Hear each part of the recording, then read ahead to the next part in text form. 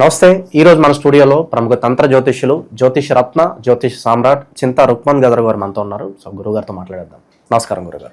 మాతృదేవోభవ, పితృదేవోభవ, ఆచార్య దేవోభవ. ఓం నమో మాందేశ్వరాయ నమః. గురుగారు, అక్టోబర్ మాసం విశేషంగా కన్యా రాశి వారికి ఎలా కలిసి రాబోతుంది? మనకి విజయదశమి, దివాళీ ఈ పండుగలు వినియోగించుకుని ఎలా అదృష్టవంతులు అవ్వచ్చు? ఓవరాల్గా ఎలాంటి పరిస్థితులు వీళ్ళకి ఎదురవుతాయి అంటారు గురుగారు?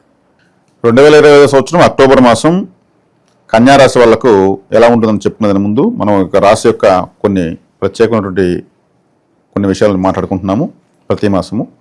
అందులో భాగంగా ఈ రాశికి సంబంధించి మనం ఏదైనా చెప్పుకోవాలంటే, కన్యా అంటే పరిపక్వతకు అపరిపక్వతకు మధ్యలో ఉన్నటువంటిది కన్యా అని అర్థము. అంటే బాలిక స్థాయి నుంచి యువతి అనేటువంటి స్టేజ్కి వచ్చింది అని అర్థం అనమాట. అంటే బాలిక యొక్క లక్షణాలు అంటే చైల్డిష్ మెంటాలిటీ, కన్య అంటే తను మెచ్యూర్గా ఇక జీవితం పైన ఆలోచించేటువంటి స్థాయికి ఇప్పుడు ఎంటర్ అయిందని అర్థం. అంటే రెండు లక్షణాలు ఉంటాయి వీళ్ళకి. చైల్డిష్ మెంటాలిటీ ఉంటుంది, మెచ్యూర్డ్గా ఆలోచించే విధంగా ఉంటారు. వీళ్ళకి ఏదన్నా మాట్లాడితే ఫట్మన కోపం వస్తుంది, ఫట్మన ఏడ్ చేస్తారు, అలక, రోషం ఎక్కువ. అటని తప్పు చేస్తారా? చేయరు. ఒకవేళ చేసినా ఒప్పుకునేస్తారు, నేను తప్పు చేశానని. కన్యారాశి యొక్క ప్రత్యేకతలు ఇవి. ఇంకొకరు తప్పు చేస్తే ఒప్పుకోరు. ఈ లగ్నంలో పుట్టిన అంతే, ఈ రాశిలో పుట్టిన అంతే. ఇక తీసుకుంటే ఈ రాశిలో కన్యా అన్నాను కదా, స్త్రీకారకుడు శుక్రుడు ఇక్కడ నేర్చబడతాడు. స్త్రీకారకుడు శుక్రుడు, కానీ ఆయన ఇక్కడ నేర్చబడతాడు. ఆయన అన్కంఫర్ట్గా ఉంటాడు ఈ రాశిలోకి వస్తే. ఆ గ్రహం ఈ రాశిలోకి ఈ మాసం వస్తూ ఉంది. అదేవిధంగా లాభస్థానాలకు గురువు వస్తున్నాడు ఈ రాశికి ఈ మాసం. అదొక మంచి శుభసూచకం. 7వ స్థానంలో శని ఉన్నాడు, అదొక శుభసూచకం. ఎందుకంటే కన్యారాశి మొట్టమొదటి రాజు యొక్క కూడా శనేశ్వరుడే రాశిని చూస్తాడు. 6వ స్థానంలో రాహు ఉన్నాడు, అదొక మంచి శుభసూచకం. 12వ స్థానంలో కేతు ఉన్నాడు. కేతు మోక్షకారుడు, మోక్ష స్థానంలో మంచిదే.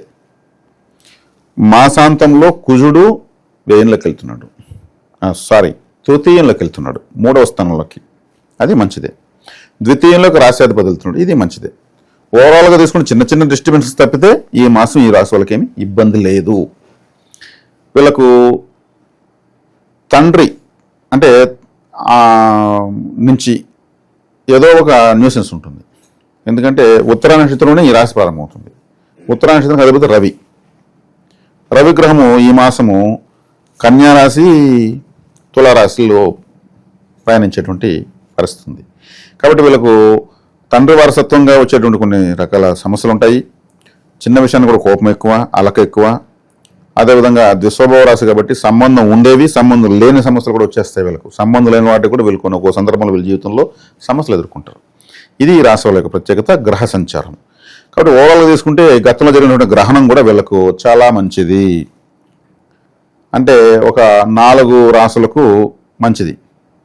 అందులో మేషము, వృషభము, కన్య, ధనస్సు, ఈ 4 రాశులకు గ్రహణం 100% మంచిది. అందులో కన్యారాశి ఉంది. కాబట్టి ఈ సంవత్సరం రాబోయేటువంటి సంవత్సరంలో వీళ్ళు అనేక శుభ ఫలితాలు వీళ్ళు చూస్తారన్న సందేహం లేదు. గ్రహణ ప్రభావం వల్ల లాభంలో గురువు రావడం వీళ్ళకి చాలా మంచి లాభాలు పెరుగుతాయి. ఖచ్చితంగా గోల్డ్ పర్చేస్ చేస్తారు, బంగారు స్కీమ్స్ వేయడము, మంత్లీ ఇంత కడుతూ సంవత్సరంకి వచ్చి బల్క్గా తీసుకోవడం లాంటివి చేస్తారు. లేదు ఒకేసారి కొంటారు. అంటే స్వర్ణాభరణ లాభం అనేది ఉంది. ఈ మాసం మాత్రమే శుక్రుడు లగ్నంలో నీచమయ్యాడు అంతే, కానీ తదుపరి ఆయన ద్వితీయంలోకి వెళ్తాడు, అది కూడా బాగుంటుంది. ఓవరాల్గా చూస్తుంటే కన్యారాశులకు చాలా చాలా బాగుందని చెప్పొచ్చు. అంటే పిల్లలకు, యువకులకు, స్త్రీలకు, పురుషులకు, పెద్దవాళ్లకు, వ్యాపారస్తులకు, వ్యవసాయదారులకు, అన్ని వర్గాల వారికి చక్కగా ఉంది. గ్రహస్థితి బాగున్నప్పుడు మళ్ళీ పలానా వాళ్ళకు ఎట్టు ఆలోచన ఎవరో రంగాల్లో వాళ్ళకంతా కూడా బాగానే ఉంటుంది. ఈ ఒక్క మాసం కాస్త లైట్గా కొన్ని మానసిక చికాకులో హెచ్చు తగ్గులు ఉంటాయి, కానీ అన్నీ కూడా చాలా బాగా తయారవుతుంది. వీళ్ళకి ఫ్యూచర్ బాగా తయారవుతుంది. సో పార్ట్నర్షిప్ బిజినెస్లు కూడా స్టార్ట్ చేసుకోవచ్చు అంటారా? పర్వాలేదంటారా? పార్ట్నర్షిప్ అనే దానికి చేసుకుంటే ఇప్పుడు అది మళ్ళీ కొంతకాలానికి ఇండివిజువల్గా వచ్చేస్తుంది. ఇండివిజువల్గా ఎందుకు వస్తుందంటే, ఇప్పుడు గురువు లాభంలోకి వస్తున్నాడు, సప్తమాధిపతి లాభంలోకి రావడం చాలా మంచిది. సప్తమాధిపతి పార్ట్నర్షిప్, ఆ గ్రహం ఆ స్థానం సంబంధించిన గ్రహం లాభంలోకి వస్తుంది. మంచి పార్ట్నర్షిప్ దొరికినా కానీ ఫ్యూచర్లో ఎవరికి వాళ్ళు ఒక అండర్స్టాండింగ్తో ఇప్పటి నుంచి నీదే నాదే అనే విధంగా తయారవుతుంది. అలా చేసుకోవచ్చు. బంగారం సంబంధించి లాభం ఉంటుందన్నారు. అలాగే స్థలాల విషయంలోనూ, వాహనాల విషయంలోనూ కూడా కలిసి వస్తుందంటారు. వాహన స్థానాధిపతి కూడా గురువే, ఆయన లాభంలోకి వస్తున్నాడు. కాబట్టి నూతన వాహనం కొనొచ్చు, లేదు బాగుండే కండిషన్ ఉండేది సెకండ్ హ్యాండ్ వెహికల్ కొనొచ్చు. స్థలాల విషయంలో కూడా వీళ్ళకు మంచి బెనిఫిట్ ఉంది. ఏదన్నా ప్లాట్ కొనడానికి, లేదు పొలం కొనడానికి, లేదు ఇంకేదన్నా సరే వీళ్ళు ఉన్నటువంటి స్థలాన్ని అభివృద్ధి చేయడానికి, ఎంటీ ప్లాట్ ఉంటే ఇల్లు కట్టడం కావచ్చు, లేదు ఇల్లే కట్టుంటే దానిపైన ఇంకో పోర్షన్ వేయడం కావచ్చు, కొత్తగా ఇంకో ప్లాట్ కొనుక్కోవడం కావచ్చు, ఏదైనా కూడా అవకాశం 100% ఉంది. ఇక విశేషంగా గురుగారు ఎలాంటి పరిహారాలు చేసుకుంటే బాగుంటుందంటారు? ప్రజెంట్ ఉన్న గ్రహస్థితి బట్టి ఎటువంటి దైవారాధన బాగాల్సి వస్తుంది? పరిహారాలు తీసుకుంటే వీళ్ళు ఏదైనా అమ్మవారి ఆరాధన చేయడం చాలా మంచిది. వీళ్ళు కన్యా అన్నాను కాబట్టి కన్యాకుమారి, బాలా త్రిపుర సుందరి, మరియు వయసులు ఎక్కువగా వాసవి కన్యకా పరమేశ్వర ఆరాధన చేస్తుంటారు. అదేవిధంగా వీళ్ళు పెళ్లిడికి వచ్చిన అమ్మాయిలకు గోరింటాకు ఇవ్వడము, ఎవరైనా పెళ్లిడికి వచ్చిన అమ్మాయిలు వివాహం నిశ్చయమైతే వాళ్ళకు అమ్మాయి తరపు వాళ్ళకు బట్టలు పెట్టడము, లేదా వాళ్ళకి ఏదైనా ఖర్చులో డబ్బులు ఇవ్వడము లాంటివి చేస్తే ఇంకా కూడా కన్యారాశికి బలం పెరుగుతుంది. శుక్రుడు కూడా ఆడకు అన్కంఫర్ట్లోకి వస్తుంది కాబట్టి చక్కగా ఇటువంటివి చేయడం చాలా చాలా ఎప్పటికి కూడా ఇది ఈ మాసం కాదు, జీవితం ఇలా చేసుకోవడం వల్ల ఎప్పటికప్పుడు వీళ్ళ జీవిత పర్యంతము మాస ఫలితాలు బాగా ఉండాలంటే వీళ్ళు అటువంటి చేసుకోవచ్చు, మంచిది. ఇక నక్షత్రాల గురించి మాట్లాడుకుందాం గురుగారు, వీళ్ళకి ఎలా ఉంటుందంటారు? నక్షత్రాలు తీసుకుంటే వీళ్ళకు ఉత్తర నక్షత్రంతో ఈ రాశి ప్రారంభమవుతుంది. ఉత్తర, హస్త, చిత్త, పులిహోర. ఉత్తర నక్షత్రం అంటే రేగు పండ్లు, పులిహోర. అదేవిధంగా హస్త నక్షత్రం అంటే తేనె పెట్టె, తేనె కాదు తేనె పెట్టె, ఆ వ్యాక్స్ ఉంటుంది కదా అది. చిత్తా నక్షత్రం అంటే all types of fruit juices. కాబట్టి ఈ ఉత్తర నక్షత్రంలో పుట్టిన వాళ్ళు తేనె పెట్టి కాబట్టి తేనె కూడా తీసుకోవచ్చు, ఆ తేనె పెట్టి కూడా తింటారు, ఫ్రెష్గా వచ్చిన తేనె పెట్టి కూడా తింటారు, వ్యాక్స్ కూడా తింటారు, చాలా మంచిది వీళ్ళకు. అదేవిధంగా హస్త నక్షత్రం వాళ్ళు ఫ్రూట్ జ్యూసెస్ ఎక్కువ తాగొచ్చు.